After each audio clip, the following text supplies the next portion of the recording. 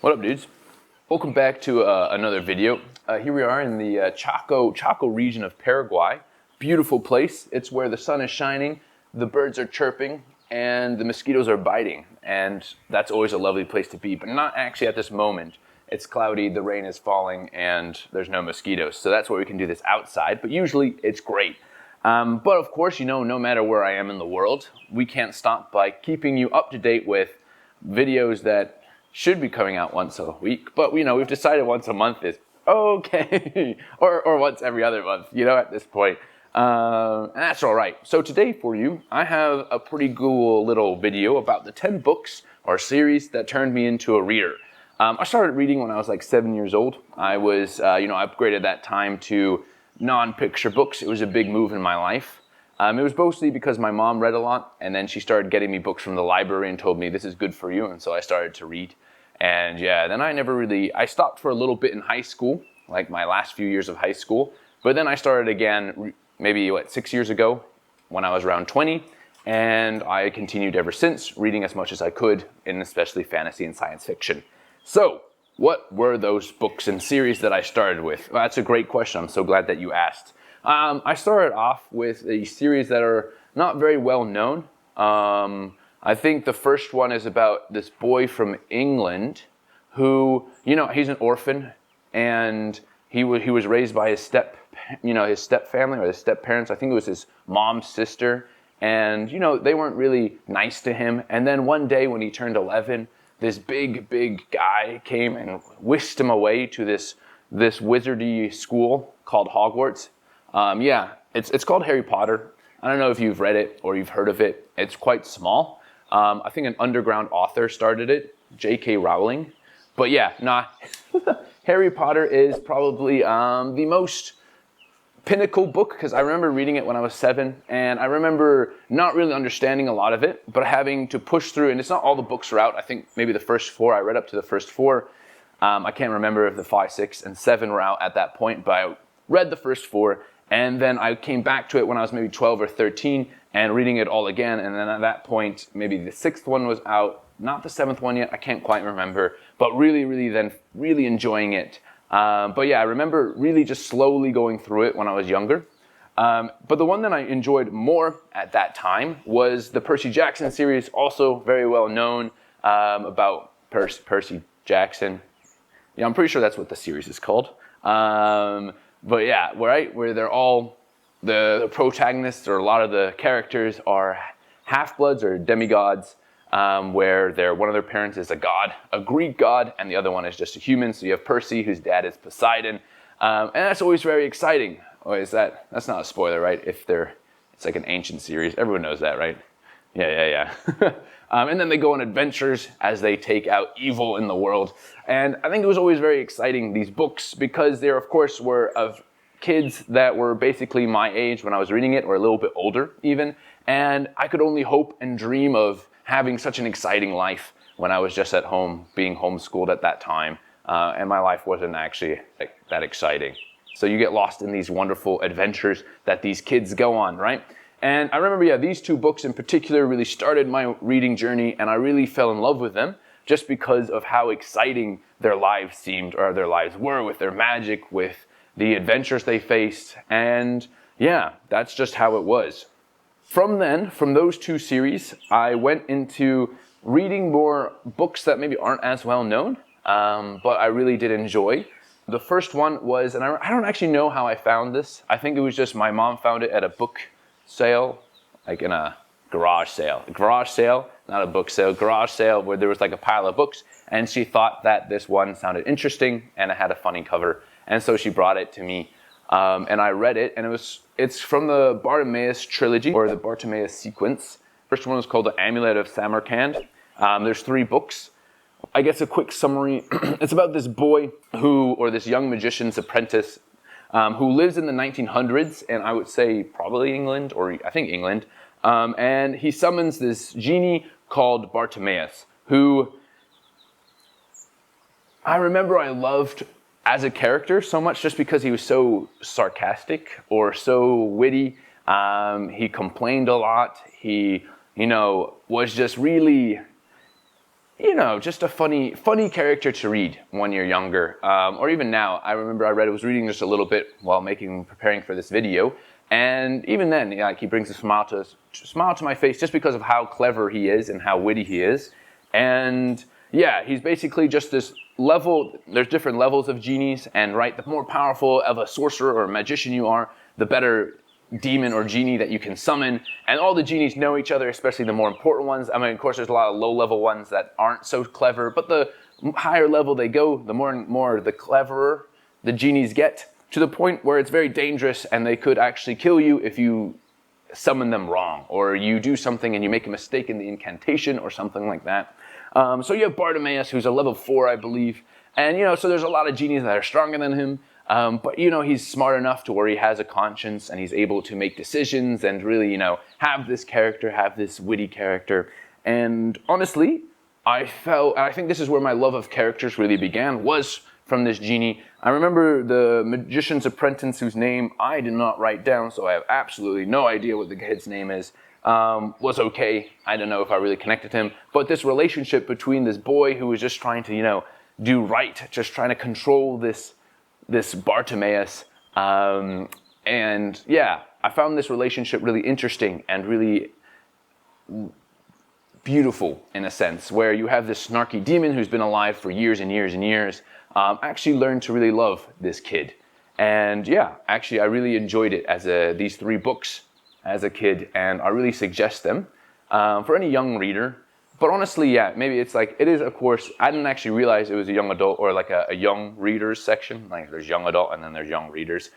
For me, I always thought it was like a grown-up book just because it uses nice words. But yeah, it's actually for young readers. Kind of sad to learn about. But amazing. Really highly recommend the Bartimaeus sequence.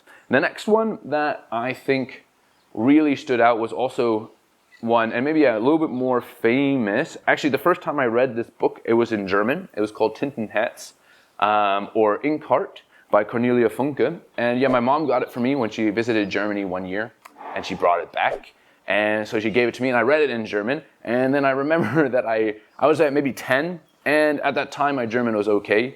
It's still okay, hasn't gotten any better 16 years later, but at the time, it was a little better because I used it a little bit more than I do now, which is not, yeah, it's a little sad. But anywho, I didn't really understand anything the book had said or anything the book did when I was reading it, because it was in a language that I wasn't so good at.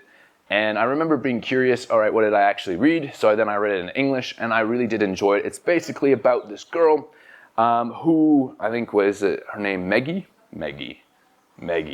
who has the power to, when she reads out loud, she can bring the book to life. So like, I guess simply summon characters or items or things from this book into this world.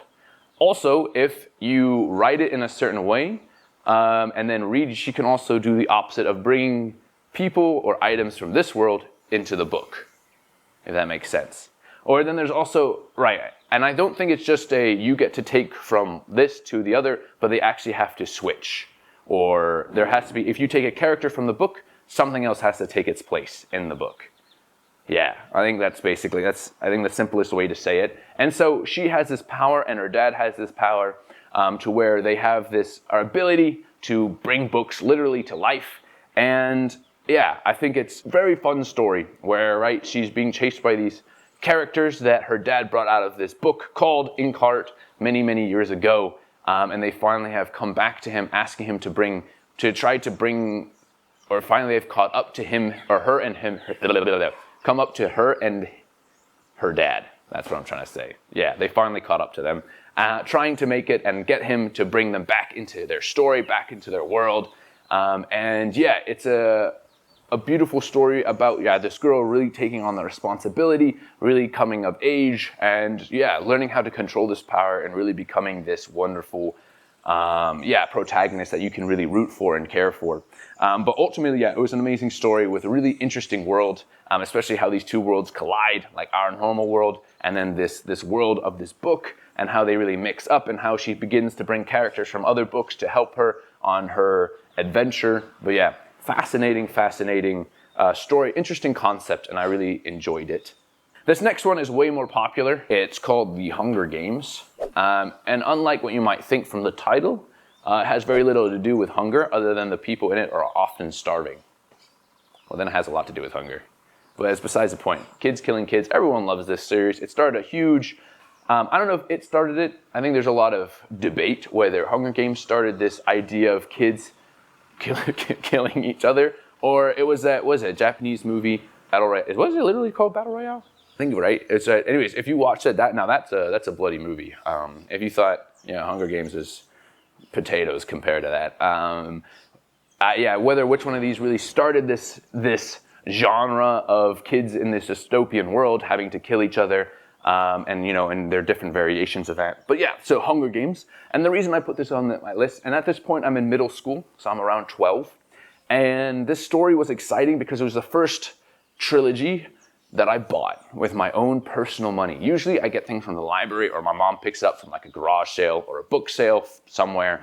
But this was the first one where at my middle school, every year they had a book fair, and I used my own hard-earned money that I don't know how I made when I was 12. I guess I had an allowance. I didn't really have an allowance. Maybe chores I found on the street.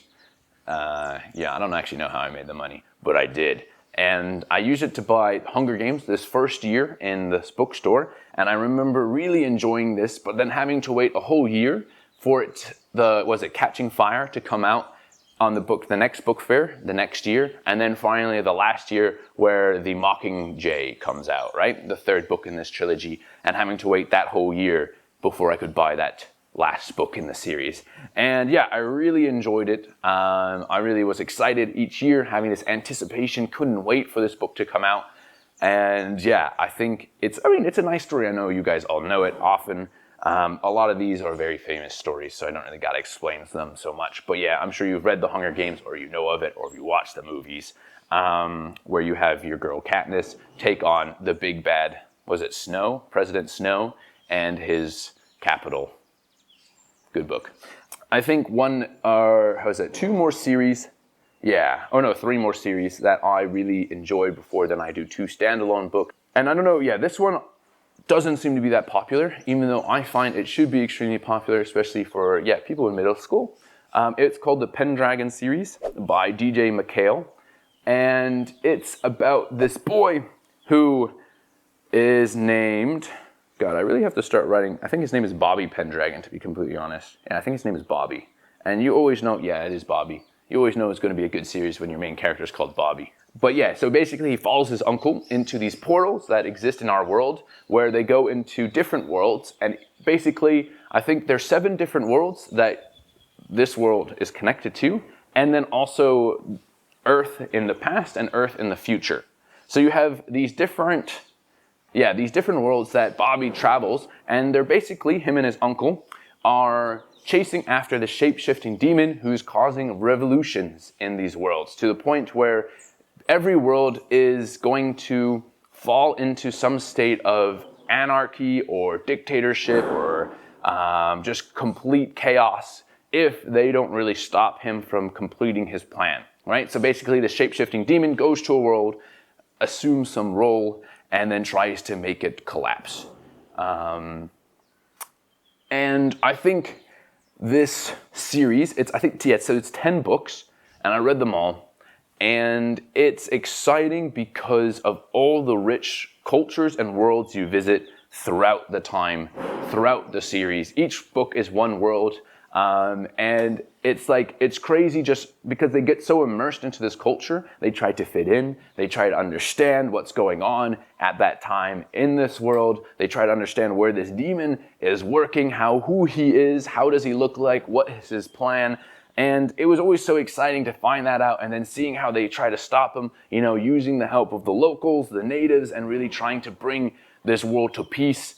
And I thought, it's an exciting story that deserves more recognition, this Pendragon series. You really root for your boy Bobby as he goes on and takes on this demon. Really his character art as he grows and matures into like a man, or at least an older teenager.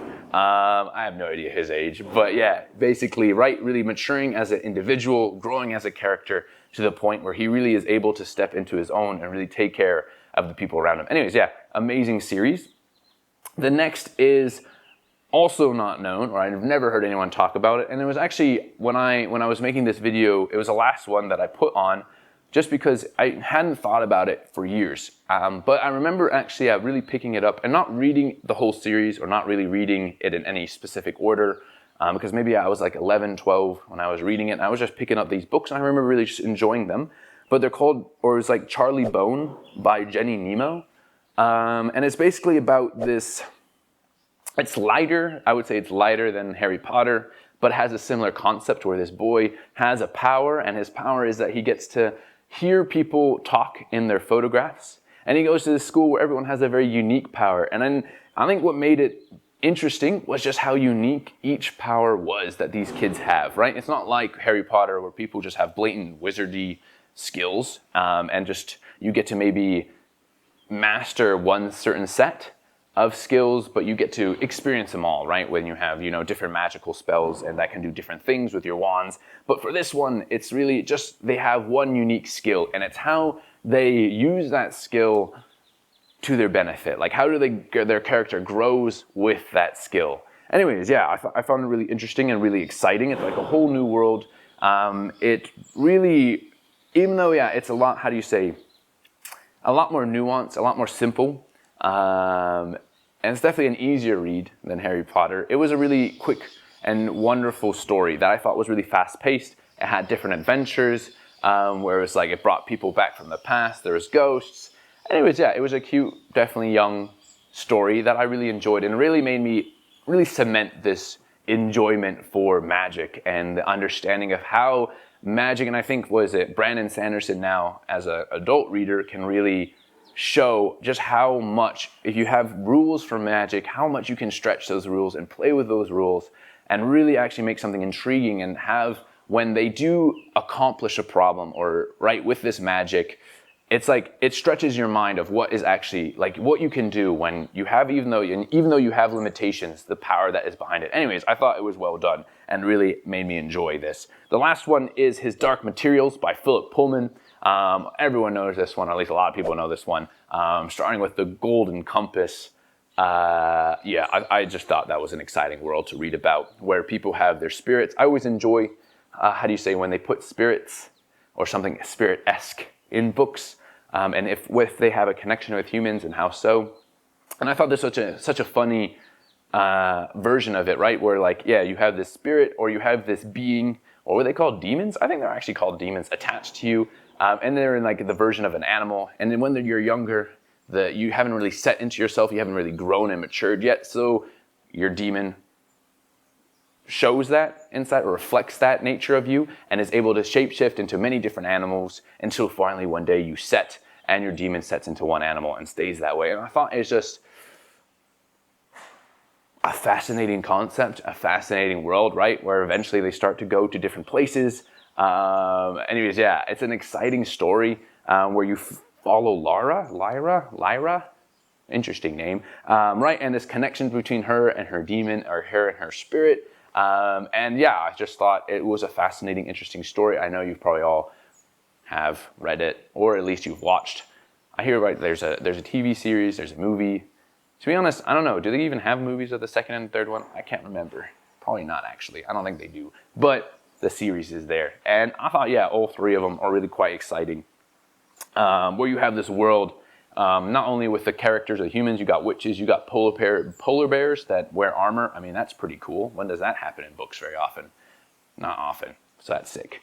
So yeah, the last two are just standalone books. Or, okay, one's not a standalone book, but I didn't read. Anyways, it's called Ender's Game. I didn't read the rest of Ender's Game. I just read Ender's Game. As it's alone. I know there's like Ender's Shadow, and then there's more in the series, I think. But Ender's Game on itself was alone, and this made me fall in love with science fiction, or sci-fi. It was a break from the fantasy. It was a crazy world. Again, it was just about a young kid in that time, around the same age as me, and that's always exciting when you can relate personally to that character. Not that I was a genius, but I was 11, and I think he was 11 in the book, and that's cool too. But yeah, basically, I mean, I think Ender's Game is popular enough by Orson Scott Card. But it was a fun story where you have this kid who, though he was really smart, he was able to strategically work. And I think one part that really stood out, you know, like when they're in their not spaceship, when it's not a ship, it's a space station, where they're learning how to become these like generals or really learn how to lead an army. They are separated in their different teams, and they have like these space battles where they stun each other. And just how this kid was able to bring this team together. Anyways, I always like those like underdog stories very much so, where you have like this kid who is able to bring people together and just use his strategic mind to overcome the odds, and really win and conquer. And I thought, it was an interesting story, interesting concepts, a lot of deep themes. I did read it just a few years ago now, or 6 years ago, and it's a lot more deeper of a story than I did or really understood it when I was 12, when I read it the first time, where it has a lot of really beautiful and interesting concepts of humanity and how it goes. Anyways, it's a great story, it's a great book, and I highly recommend it. And last but certainly not least, and I think this book was a good start, it's called The Thief Lord, by also Cornelia Funke, the same that wrote INKHEART. And it's about, actually I just realized when I was doing the review that's why I think the Gentleman Bastard series, also you can find those reviews on my channel, was so familiar, was because actually it's very similar to this story about the Thief Lord, and how it's this young boy who takes orphans, makes a gang, and they live in this Venetian type city with canals, and they basically hold heists and they go out creating trouble, and it's an exciting read.